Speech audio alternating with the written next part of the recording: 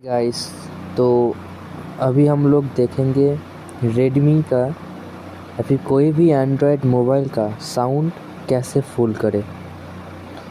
तो अभी जाते हैं, तब तक आप लोग लाइक कर दो एक और सब्सक्राइब कर दो मेरे चैनल को। तो शुरू करते हैं। अभी जाएंगे हम सेटिंग वाले ऑप्शन में। ये जो सेटिंग है, आप लोग सेटिंग में जाना, फिर इधर ऊपर सर्च का ऑप्शन आएगा। तो सर्च में जो है मोनो ऑडियो सर्च करना, तो ऐसा इंटरफेस आएगा। मोनो ऑडियो पे क्लिक करना और इधर ऑफ दिखाएगा।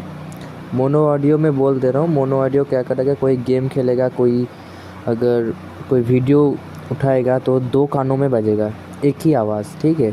तो मोनो ऑडियो ऐसा काम करता है। और एक कान के लिए अगर करोगे तो इसको ऑफ़ कर देना, तो एक कान में अलग बजेगा, दूसरे कान में थोड़ा डिफरेंट बजेगा। ठीक है गाइस।